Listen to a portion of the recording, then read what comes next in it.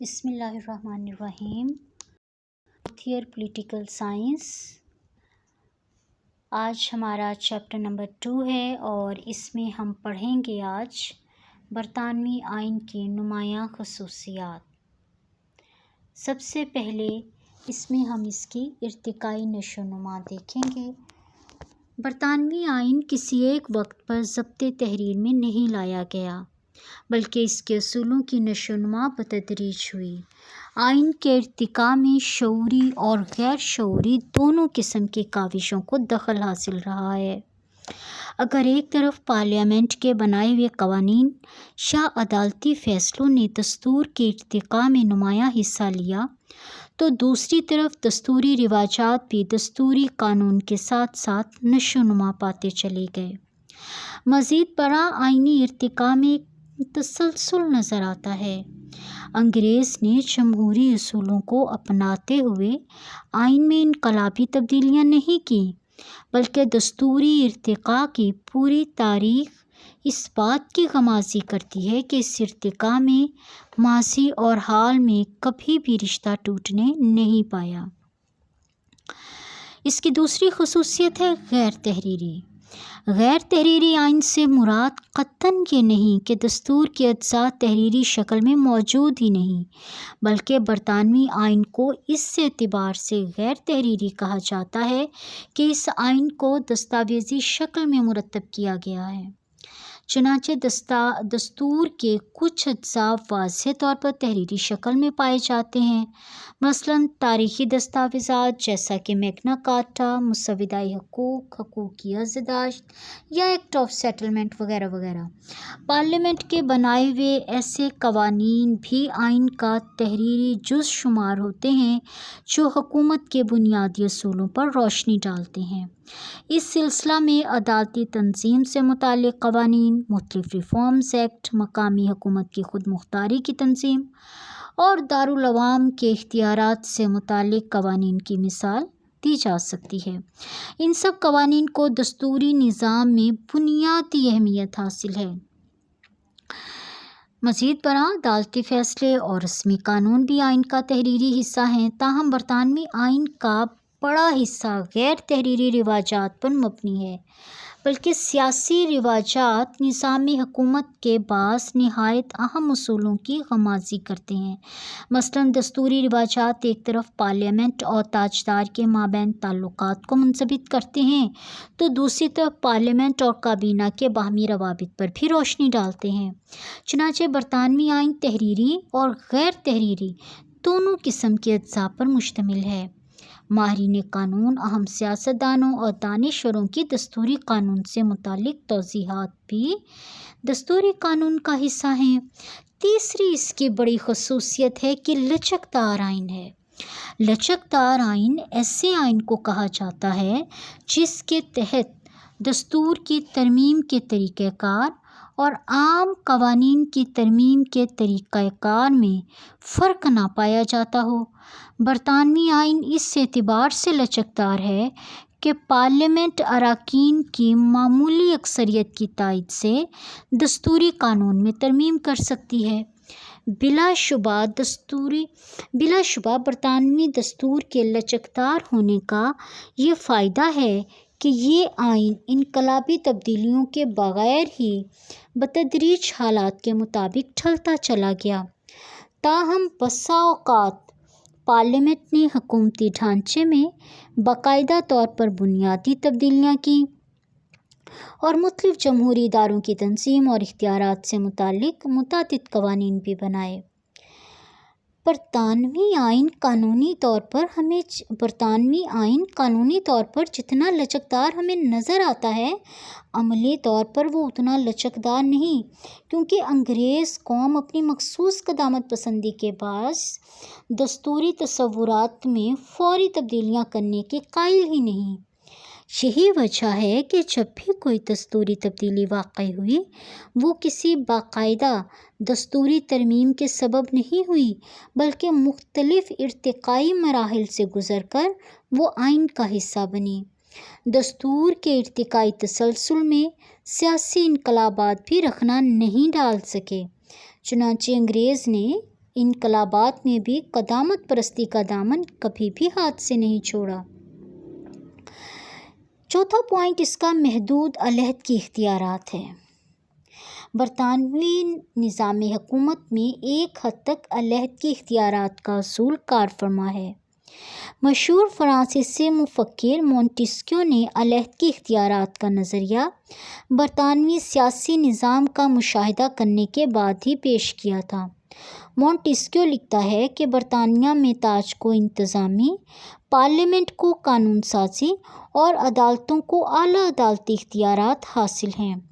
بظاہر مونٹیسکیو کا برطانوی نظام کا تجزیہ درست معلوم نہیں ہوتا، کیونکہ اس نظام میں امریکی نظام کے برعکس حکومت کے مختلف شعبوں میں علیحدگی اختیارات مفقود ہے۔ در حقیقت جس دور میں مونٹیسکیو نے یہ نظریہ پیش کیا، اس دور تک حکومت کے تینوں شعبوں کے اختیارات عام طور پر حکومت کے کسی ایک ہی شعبے کو حاصل ہوتے تھے، اور یہی وجہ ہے کہ اس نے برطانوی نظام حکومت میں کار فرما محدود علیحدگی اختیارات کے اصول کی تعریف کی۔ تاہم جدید جمہوری تصورات کے مطابق برطانیہ میں سیاسی اختیارات کی مرکزیت کا اصول کار فرما ہے۔ اگرچہ ایکٹ آف سیٹلمنٹ جو 1701 میں تھا، اس کے تحت ججوں کی آزادی اور غیر جانبداری برقرار رکھنے کے لیے کافی مثبت اقدامات کیے گئے اور عدلیہ کو دوسرے دونوں شعبوں کی مداخلت سے تحفظ سے کافی حد تک ضمانت دی گئی، لیکن حکومت کے دوسرے دونوں شعبوں کے اختیارات کو ایک ہی ادارے میں مرتکز کیا گیا ہے۔ پارلیمنٹ ایک طرف سب سے برتر قانون ساز ادارہ ہے، جبکہ اعلیٰ انتظامی شعبہ یعنی کابینہ پارلیمنٹ کی محض ایک مجلس ہے۔ پانچواں اس کا جو پوائنٹ ہے وہ وحدانی نظام ہے۔ برطانیہ میں مرکزی حکومت ہی تمام حکومتی اختیارات کا سرچشمہ ہے۔ مقامی اداروں کی تنظیم و تشکیل اور اختیارات کا تعین بھی مرکزی حکومت ہی کرتی ہے، اور وہی انہیں اختیارات بھی تفویض کرتی ہے۔ مرکزی حکومت حسب منشا مقامی اداروں کے اختیارات کو ختم کرنے کی بھی مجاز ہے۔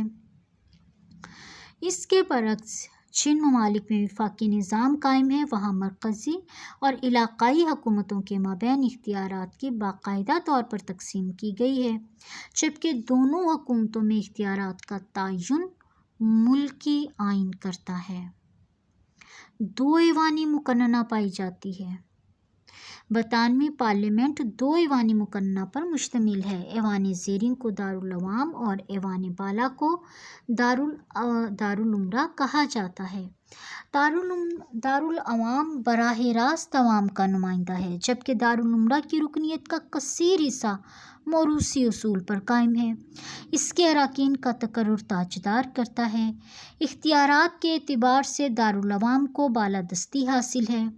شروع میں تو دارالامراء زیادہ با اختیار ایوان تھا، لیکن جمہوریت کی نشو و نما کے ساتھ ساتھ دارالعوام کی اہمیت بڑھتی چلی گئی، حتیٰ کہ پارلیمنٹ کے 1911 اور 1949 کے قوانین نے اس ایوان کی بالادستی مستحکم کر دی۔ دراصل برطانوی پارلیمنٹ عملی طور پر دارالعوام ہی کا دوسرا نام ہے۔ کابینہ کی تشکیل دارالعوام ہی سے ہوتی ہے، اور تمام وزراء دارالعوام ہی کو جواب دہ ہوتے ہیں، اگرچہ چند وزراء دارالامراء سے بھی لے لیے جاتے ہیں۔ پھر ہے پارلیمنٹ کی بالادستی۔ پارلیمنٹ کی بالادستی سے متعلق اصول کے دو پہلو ہیں۔ ایک تو یہ کہ پارلیمنٹ کو قانون سازی کے سلسلے میں لامحدود اختیارات حاصل ہیں۔ دستوری قانون یا دستوری رواجات میں وہ ہر قسم کی تبدیلی کرنے کی مجاز ہے۔ پارلیمنٹ دستوری قانون میں معمولی اکثریت کی تائید سے رد و بدل کر سکتی ہے۔ وہ نہ صرف حکومت کے ڈھانچے سے متعلق بنیادی اصولوں میں ترمیم و تنسیخ کرنے کی مجاز ہے، بلکہ صدیوں سے موجود کسی بھی سیاسی ادارے کو ختم کر سکتی ہے۔ فرانسیسی مصنف ڈی لون کے الفاظ میں برطانوی پارلیمنٹ مرد کو عورت اور عورت کو مرد میں تبدیل کر دینے کے سوا باقی سب کچھ کر سکتی ہے۔ پارلیمنٹ کی بالادستی کا دوسرا پہلو یہ ہے کہ پارلیمنٹ کے بنائے ہوئے کسی بھی قانون کو عدالت میں چیلنج نہیں کیا جا سکتا۔ بیشتر جمہوری ممالک میں اعلیٰ عدالتوں کو مجلس قانون ساز کے بنائے ہوئے قوانین پر عدالتی نظر ثانی کا اختیار حاصل ہے، یعنی عدالت ہر ایسے قانون کو کالعدم قرار دے سکتی ہے جو ملکی آئین سے متصادم ہو۔ برطانیہ میں ملک کا کوئی بھی ادارہ پارلیمنٹ کے احکامات کو نظر انداز نہیں کر سکتا، تاہم پارلیمنٹ کے اختیارات پر کچھ عملی پابندیاں موجود ہیں جن کا پارلیمنٹ کو قانون سازی کرتے وقت احترام کرنا پڑتا ہے۔ مثلاً پارلیمنٹ رائے عامہ کے رجحانات، بین الاقوامی قوانین اور معاہدات میں تسلیم شدہ پابندیوں کو نظر انداز نہیں کرتی۔ لاسکی اس کی مزید وضاحت کرتے ہوئے کہتا ہے کہ پارلیمنٹ رومن کیتھولک افراد کو ووٹ سے محروم نہیں کرے گی اور نہ ہی وہ ٹریڈ یونین تنظیموں کو ممنوع قرار دے سکے گی۔ پارلیمنٹ عملی طور پر ابھی تک کوئی ایسا قانون نہیں بنا سکی جسے ملکی آبادی کا ایک بڑا حصہ ناپسند کرتا ہو۔ پھر ہے نمبر 8 دستوری بادشاہت۔ آئینی اعتبار سے برطانیہ میں حکومت کے تمام اختیارات کا سرچشمہ تاج ہے، لیکن تاج کے اختیارات حکمران بذات خود استعمال نہیں کرتا، بلکہ عملی طور پر ان کا استعمال تاجدار کے نام پر حکومت کے مختلف ادارے کرتے ہیں۔ مثلاً قانون سازی کے اعلیٰ اختیارات کی حامل پارلیمنٹ ہے، جبکہ انتظامی فرائض کابینہ سر انجام دیتی ہے۔ تاجدار برائے نام مقتدر اعلیٰ ہے، یعنی وہ حکومت کے اختیارات کا استعمال عوامی نمائندگان کے مشورے سے کرتا ہے۔ سربراہ مملکت کی حیثیت سے تاجدار جو بھی حکم جاری کرتا ہے اس پر کسی وزیر کے دستخط ہونا ضروری ہے۔ بقول لوگ کہ برطانیہ کی حکومت تو نظریاتی طور پر مطلق العنان بادشاہت ہے، حکومتی تنظیم کے اعتبار سے اسے دستوری بادشاہت کہا جا سکتا ہے، جبکہ عملی طور پر نظامی حکومت جمہوریہ ہے۔ پھر ہے پارلیمانی نظام۔ اب جن ممالک میں بھی پارلیمانی نظام رائج ہے اس کا ڈھانچہ کم و بیش برطانوی وزارتی نظام سے ہی مستعار لیا گیا ہے۔ انگریزی آئین کے تحت انتظامیہ کے حقیقی اختیارات کابینہ کو حاصل ہیں۔ یہ کابینہ اصل میں پارلیمنٹ کی ہی ایک مجلس ہے۔ کابینہ کے تمام وزراء پارلیمنٹ کے کسی ایک ایوان کے رکن ہوتے ہیں۔ واضح ہو کہ وزارت میں شمولیت کے وقت جو وزیر پارلیمنٹ کا رکن نہیں ہوگا اس کے لیے 6 ماہ کے عرصے میں پارلیمنٹ کے کسی ایک ایوان کا رکن بننا ضروری ہے۔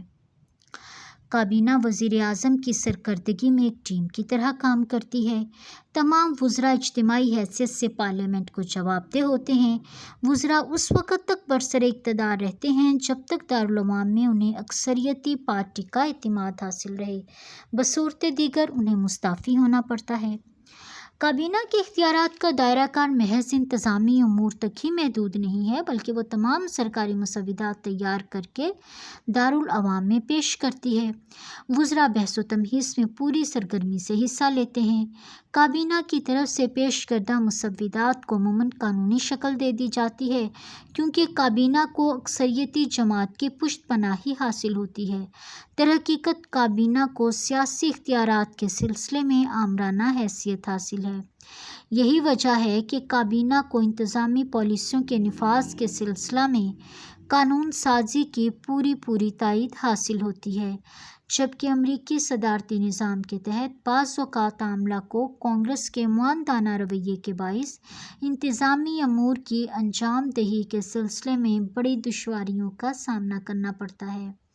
ایسی صورتحال اس وقت پیدا ہوتی ہے جب حکومت کے دونوں شعبوں پر 2 مخالف جماعتیں قابض ہوں۔ پھر ہے نظریہ اور عمل کا تفاوت۔ برطانوی دستور کے تدریجی ارتقاء کے دوران سیاسی اداروں کی تنظیم اور فرائض سے متعلق اصولوں اور عمل میں فرق بڑھتا چلا گیا۔ چنانچہ حکومت کے بنیادی اصولوں میں بھی نظریہ اور عمل کے اعتبار سے اتنا وسیع فرق پایا جاتا ہے کہ بعض اوقات برطانیہ میں بیک وقت ہمیں 2 مختلف نظام کار فرما نظر آتے ہیں۔ آئینی نظام کا ڈھانچہ اور انداز بیان تقریباً وہی ہے جو آج سے 800 سال پیشتر مطلق العنان بادشاہت کے دور میں تھا، جبکہ موجودہ نظام حکومت اب عملی لحاظ سے دستوری بادشاہت یعنی کراؤن ریپبلک میں تبدیل ہو چکا ہے۔ جمہوری اداروں کو حکومت کے تمام اختیارات حاصل ہیں، لیکن وہ سب حکومتی اختیارات کا استعمال تاج کے ایما پر کرتے ہیں۔ وزراء کی تقرری نظریاتی طور پر تاجدار کرتا ہے، لیکن عملی طور پر اس کی صوابدید بہت محدود ہے، کیونکہ دستوری رواج کے مطابق تاجدار دارالحکومت میں اکثریتی پارٹی کے قائد کو کابینہ بنانے کی دعوت دینے کا پابند ہے۔ دیگر وزراء کا تقرر در حقیقت وزیر اعظم ہی کرتا ہے۔ قانون سازی کے سلسلہ میں پارلیمنٹ کو لامحدود اختیارات حاصل ہیں، اگرچہ آئینی لحاظ سے قانون سازی تاج کے دائرۂ اختیار میں شامل ہے۔ پھر ہے نمبر 11 میں 2 جماعتی نظام۔ برطانیہ میں شروع سے ہی 2 جماعتی نظام رائج ہے۔ موجودہ لیبر پارٹی کے قیام سے پہلے کنزرویٹو اور لبرل پارٹی کے مابین مقابلہ تھا۔ اس دور سے قبل وگ اور ٹوری پارٹی میں ایک حزب اقتدار اور دوسری حزب اختلاف کا فریضہ سر انجام دیتی تھی، یعنی ہر دور میں 2 منظم سیاسی جماعتیں موجود رہی ہیں۔ موجودہ صدی میں لبرل پارٹی کی جگہ لیبر پارٹی نے سنبھال لی، جبکہ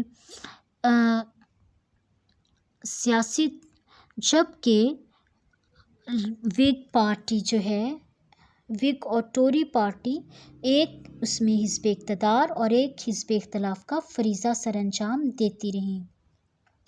تو اس میں وگ پارٹی یہ سیاسی طور پر اب انتخابات میں اپنی اہمیت کھو بیٹھی ہے، جبکہ عمومی طور پر اب انتخابات وہ لیبر پارٹی اور کنزرویٹو پارٹی دونوں میں سے کسی ایک کے مابین ہوتے ہیں، تو یا تو لیبر پارٹی جیت جاتی ہے یا کنزرویٹو پارٹی جیت جاتی ہے۔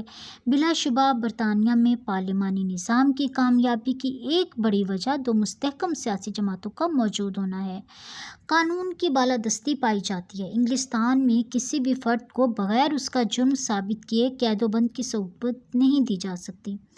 غیر قانونی قید و بند کے خلاف قانون نے شہریوں کو تحفظات عطا کیے ہیں۔ تمام شہری قانون کی نظر میں مساوی حیثیت رکھتے ہیں اور کوئی شہری قانون سے بالا نہیں ہے۔ بنیادی حقوق دستوری قوانین کا ہی ثمر نہیں ہے، بلکہ بعض دستوری قوانین شخصی آزادیوں کی ہی تخلیق ہیں۔ دستوری قانون اور شخصی آزادیوں میں تصادم کی صورت میں دستوری قانون کو فرد کی آزادیوں کے تقاضوں کے مطابق ڈھالا جاتا ہے۔ پھر ہے بنیادی حقوق۔ برطانیہ میں عوام کے بنیادی حقوق دوسرے جمہوری ممالک کے رواج کے برعکس آئین میں کی کسی فہرست میں شامل نہیں کیے گئے، کیونکہ دستوری قانون بنیادی حقوق کا خالق نہیں بلکہ وہ خود ان حقوق کی پیداوار ہے جنہیں وقتاً فوقتاً عدالتوں نے تسلیم کیا ہے۔ یہی وجہ ہے کہ برطانیہ میں بیشتر بنیادی حقوق عدالتوں کے فیصلوں پر مبنی ہیں، یعنی آئین کے ارتقاء کے ساتھ ساتھ بنیادی حقوق کے تصور کی بھی نشوونما ہوتی چلی گئی، اور بعض مقدمات کا فیصلہ کرتے وقت عدالت نے رسم و رواج کو مد نظر رکھتے ہوئے فرد کے بنیادی حقوق کو قانونی حیثیت دے دی، جس سے وہ کامن لا کا جز بن گئے۔ پارلیمنٹ کی بالادستی کے اصول کے باعث شخصی آزادیوں کے تحفظ کی آئینی طور پر ضمانت نہیں دی جا سکتی۔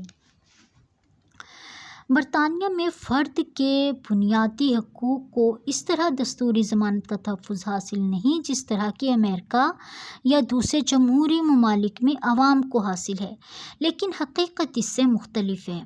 انگلستان میں کسی بھی فرد کے بنیادی حقوق کو قانونی اور عملی اعتبار دونوں عملی طور پر پورا تحفظ حاصل ہے، بلکہ اس سے ملک میں شخصی حقوق کا احترام دوسرے ممالک سے بھی زیادہ پایا جاتا ہے۔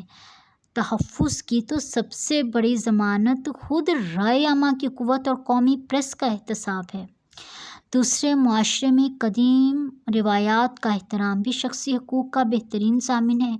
پارلیمنٹ قدیم روایت کا احترام کرتے ہوئے کبھی بھی مسلمہ بنیادی حقوق کو پامال کرنے کی جرات نہیں کرتی۔ بلا شبہ پہلی اور دوسری جنگ عظیم کے دوران ڈیفنس رولز کے تحت کچھ عرصہ کے لیے آزادی کو محدود کیا گیا، لیکن حالات معمول پر آتے ہی فرد کی آزادیاں دوبارہ بحال کر دی گئیں۔ علاوہ ازیں شخصی آزادیوں کو بعض قانونی تحفظات بھی حاصل ہیں۔ مثلاً پارلیمنٹ نے بعض حقوق قانون سازی کے ذریعے تسلیم کیے ہیں۔ ان کی مثال پارلیمنٹ کا بنایا ہوا ہیبیس کا قانون مجریہ 1679 ہے۔ اسی طرح ازداد پیش کرنے کا حق، اسلحہ رکھنے کا حق اور اسی طرح حقوق کا منشور 1689 منظور کر کے پارلیمنٹ نے شخصی آزادیوں کو باقاعدہ طور پر قانونی تحفظ عطا کیا۔ مزید برآں قانون کی بالادستی کا اصول فرد کی آزادیوں کے تحفظ کی بہترین ضمانت ہے۔ انگلستان میں جمہوری اداروں کی کامیابی بڑی حد تک عوام کے جمہوری طرز عمل کی رہنُمائی منت ہے۔ انگریز قوم مخالف نظریات کا احترام کرتی ہے، اقلیت اکثریت کے فیصلوں کا احترام کرتی ہے، جبکہ اکثریتی پارٹی حزب اختلاف کا احترام کرتی ہے۔ دارالعوام کے اندر دونوں مخالف جماعتوں میں اشتراک و تعاون کی فضا موجود ہوتی ہے۔ وزیر اعظم قائد حزب اختلاف سے بھی مسلسل رابطے میں رہتا ہے۔ بلا شبہ پارلیمنٹ کے اجلاسوں کی کارکردگی کا دار و مدار بڑی حد تک دونوں قائدین کے اشتراکی عمل پر منحصر ہوتا ہے۔ برطانیہ کی عملی سیاست میں سیاسی جماعتوں کے مابین انتہا پسندی کم ہوتی ہے۔ دوسرے معاشروں میں جو معاملات زبردست نزاع کا باعث بنتے ہیں، برطانیہ میں انہیں اچھے طریقے سے سلجھا لیا جاتا ہے۔ اسی کی وجہ سے اس ملک میں ایک تو آئینی رواجات کے تحت یہ لوگ منضبط ہیں اور دوسرے عوام میں ملکی مقاصد اور عوامی پالیسی کے اصولوں میں اتفاق رائے پایا جاتا ہے۔ پھر ہے ریفرنڈم۔ اہم قسم کے قومی مسائل پر عوام کو براہ راست عوام اعتماد میں لینے کا طریقہ کار بھی اپنایا جاتا ہے۔ چنانچہ 1975 میں یورپی مشترکہ منڈی میں برطانیہ کی شمولیت کے فیصلہ کرنے کے لیے ریفرنڈم کے ذریعے عوام کی رائے معلوم کی گئی اور پھر عوام کے فیصلے کا احترام کرتے ہوئے برطانیہ نے اس میں شمولیت کا فیصلہ کیا۔ اسی طرح 1978 میں اسکاٹ لینڈ کی خود مختاری کے بارے میں ریفرنڈم کے ذریعے عوام کی رائے معلوم کی گئی۔